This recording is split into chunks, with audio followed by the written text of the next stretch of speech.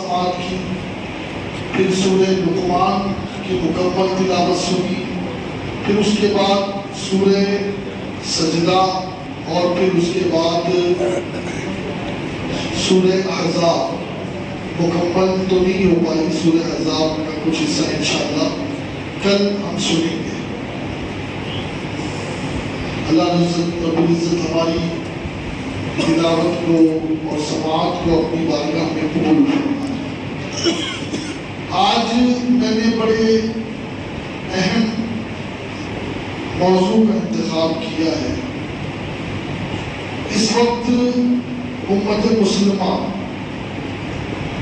ایک فتنے کی وجہ سے دو گروہ میں بٹی ہوئی ہے۔ ایک گروہ اہل سنت و جماعت ہے اور ایک وہ گروہ ہے جو میرے نبی علیہ الصلوۃ والتسلیم کے علم غیب کے منکر ہیں، اہل بدعت ہے، اہل ضلالت ہے، اور انہیں جس بات کا مغالطہ ہے وہ مغالطہ آج انشاءاللہ ہم کوشش کریں گے کہ دور ہو، اس لیے کہ ہدایت اللہ رب العزت ہی کی طرف سے ہوتی ہے۔ ہمارا کام کوشش کرتا ہے۔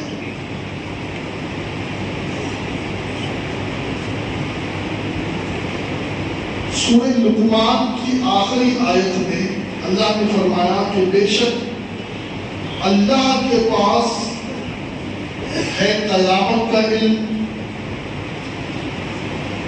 اور اتارتا ہے میں بارش، اور جانتا ہے کہ جو کچھ ماؤں کے پیٹ میں ہے، اور کوئی جان نہیں جانتی کہ کل کیا کمائے گی، اور کوئی جان نہیں جانتی کہ کس زمین پر مرے گی۔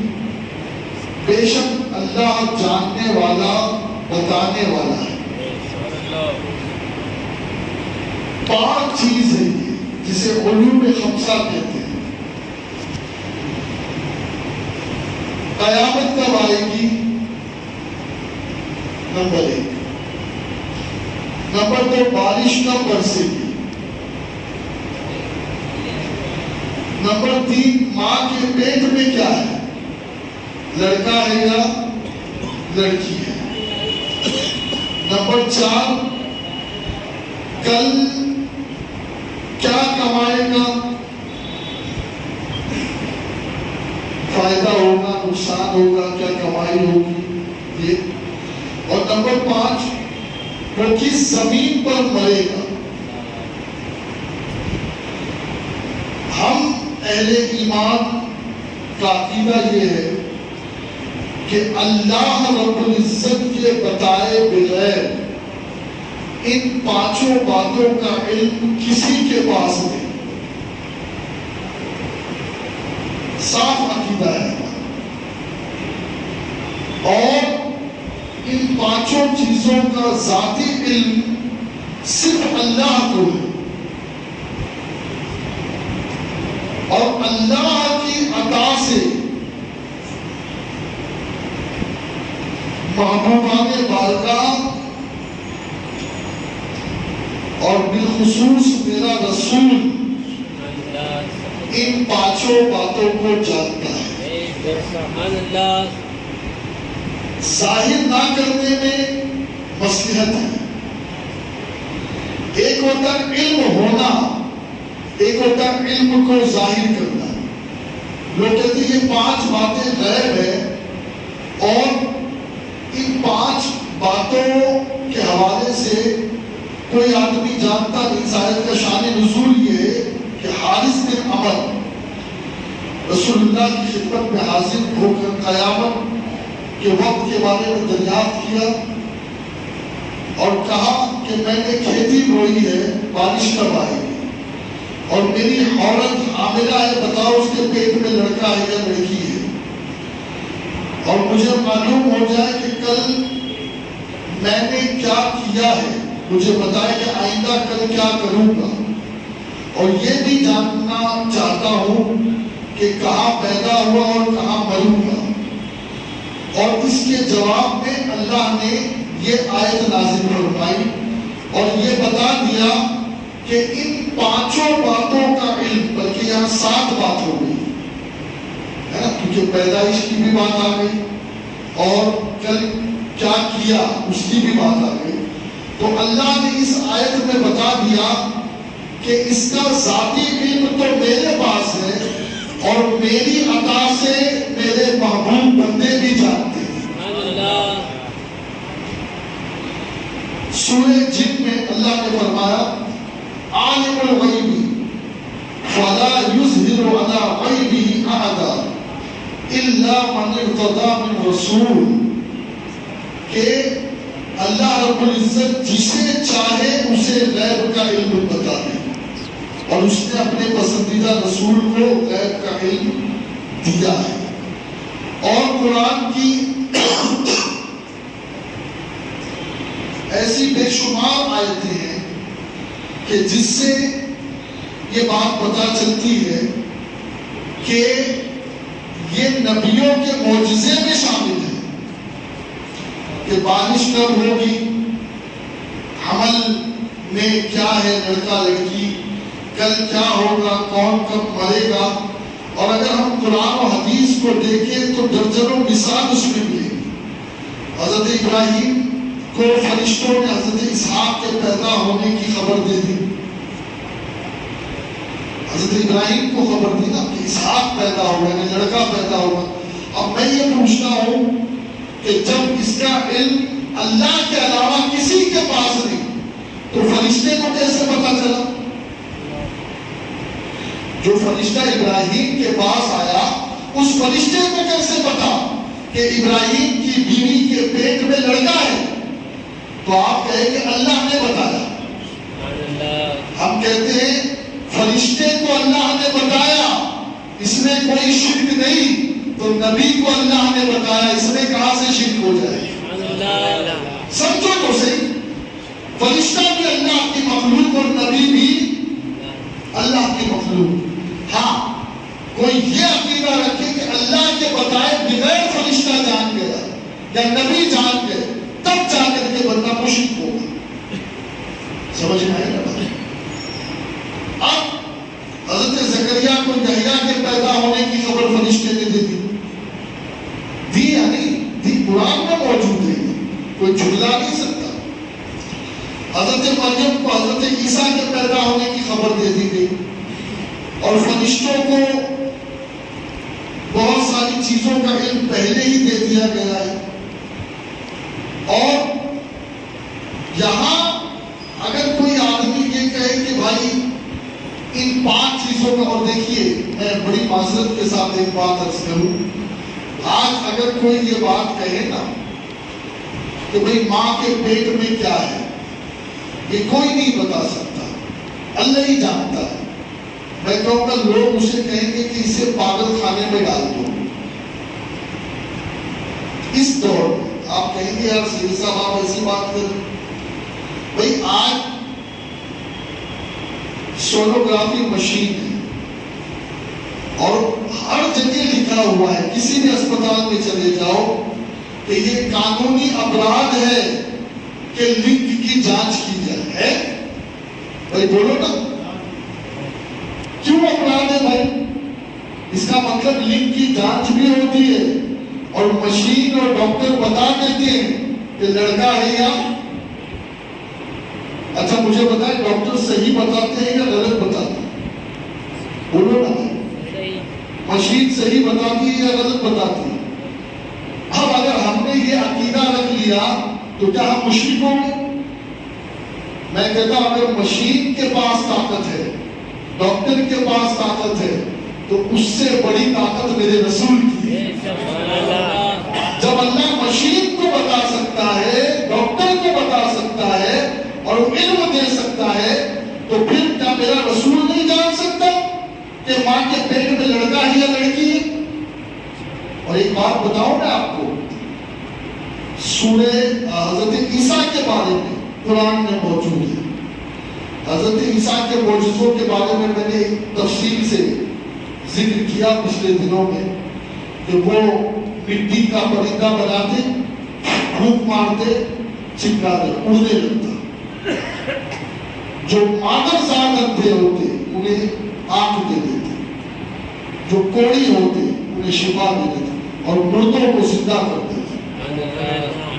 हज़रत ईसा के मौजूज़े कुरान में मौजूद है, शिफा देते। अब एक मौजूज़ा और था। हज़रत ईसा के पास ये छोटे छोटे बच्चे बहुत आते थे और मोहब्बत करते थे वो बच्चों से।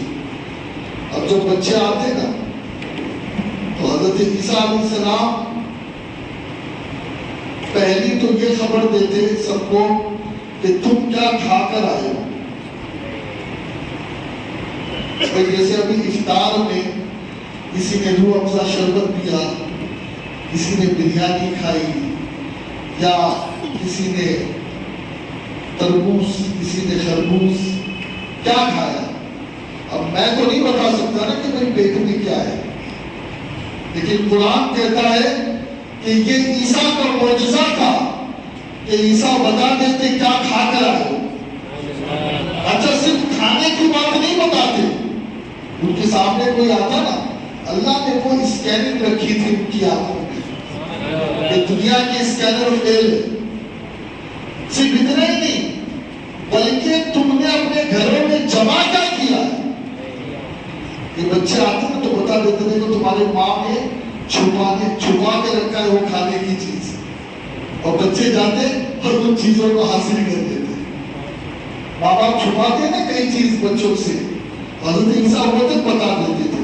तो अब मैं आपसे एक सवाल करता हूँ यार, घर किसका कितनी दूर है, घर में कहा क्या चीज छुपी है, जनाब ईसा जानते हैं। पेट में अनानास है, एप्पल है, तरबूज है, खरबूज है, चिकन खा के आए हो, मटन खा के आए हो, जनाब ईसा जानते हैं और बता भी देते थे। तो मैं कहता हूँ ये बात कौन सी मुश्किल है कि लड़का है या लड़की है पेट में। और जब ईसा बता सकते हैं तो मेरे रसूल का इल्म तो ईसा के इल्म से बहुत आला है। और मैं कहता हूँ इन 5 आयतों को लेकर खुदा के लिए कभी किसी डॉक्टर के पास मत चले जाना मिस्टर वहाबी, वरना डॉक्टर कहेगा कि इसे पागल खाने में डाल दो। ये आज के जमाने में ऐसी बातें कर रहा है कि माँ के पेट में क्या है कोई बता नहीं सकता। अगर ये बात होती ना तो लिंग बताना ये अपराध नहीं होता, ये बहुत बड़ा अपराध है जी। और कई लोग हैं जो ये अपराध कर रहे हैं, पेट में मालूम कर लेते लड़की होती है तो माज़अल्लाह अंदर ही मार देते। अस्तगफिरुल्लाह अस्तगफिरुल्लाह, अल्लाह जहालत से बचाए हमारी कौम को। और फिर बारिश कब आएगी। दोस्तों हदीस पढ़ो ना, हदीस पढ़ो। आप कहते बारिश कब आएगी, हम कहते नबी जब हाथ उठाएंगे। हाँ, बोलते कोई नहीं बता सकता बारिश कब आएगी, कोई नहीं बता सकता। अबे बेवकूफ,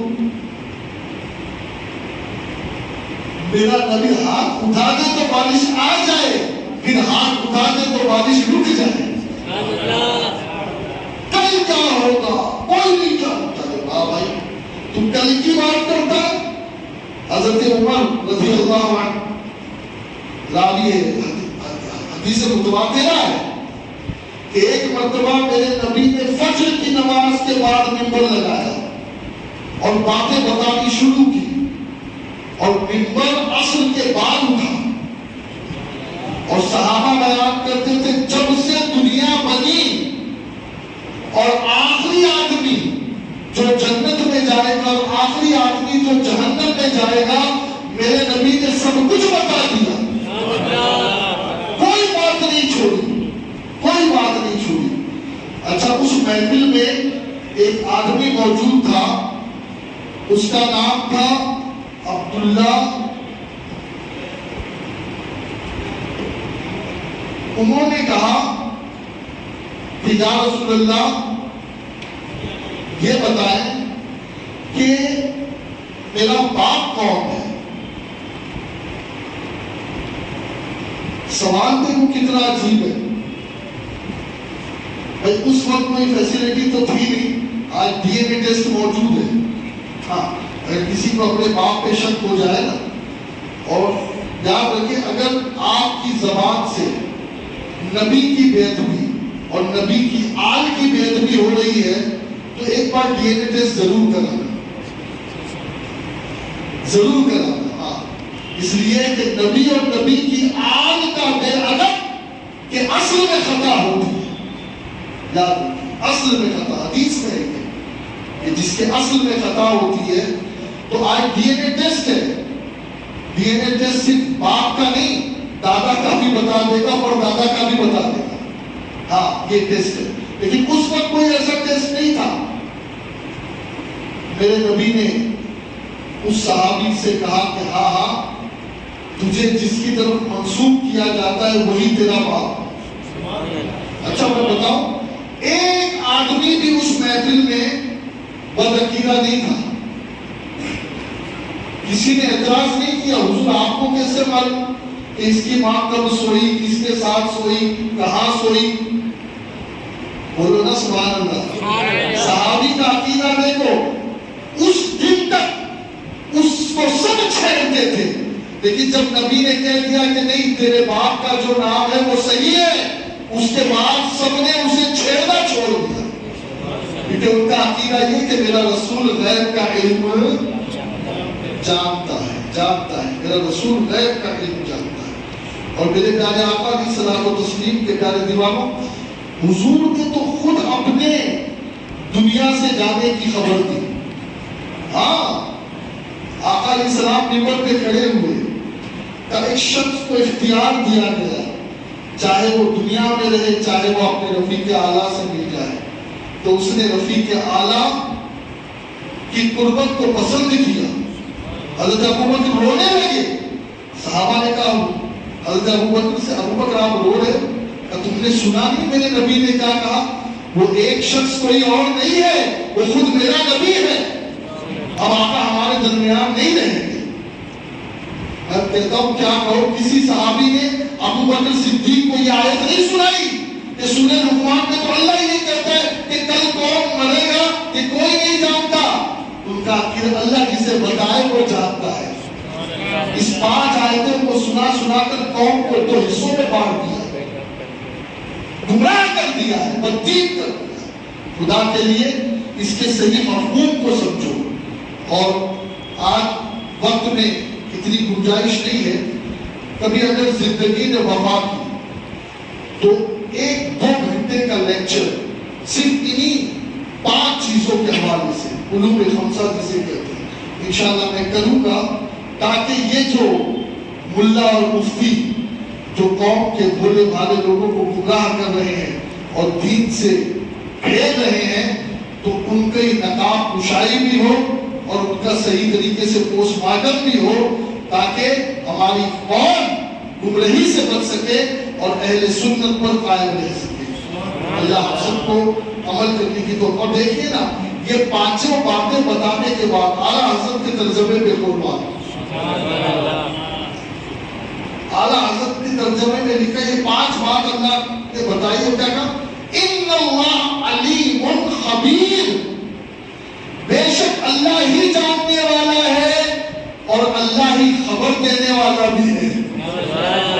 یعنی اسی آیت میں اللہ نے صاف کر دیا کہ جاننے والا میں ہی ہوں، لیکن میں جسے چاہتا ہوں اسے بتا بھی دیتا ہوں.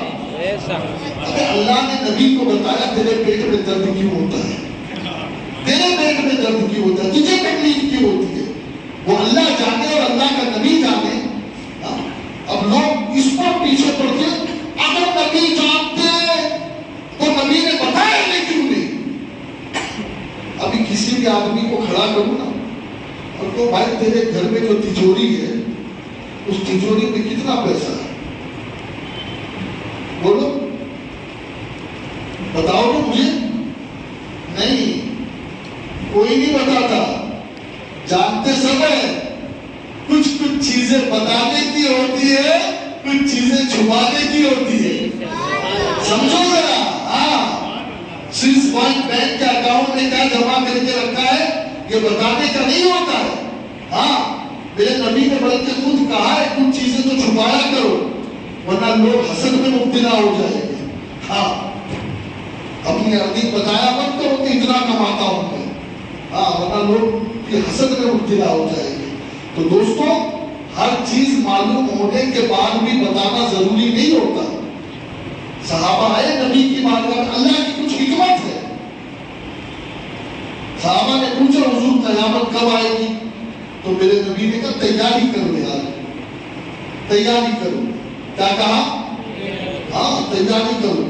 میرے نبی نے تو فرمایا کہ وہ فرشتہ ایک دم ریڈی پوزیشن پہ کھڑا ہے جسے اسرافیل کہتے ہیں, یعنی سور اس کے منہ میں ہے اور بس اسے اللہ کا اشارہ چاہیے.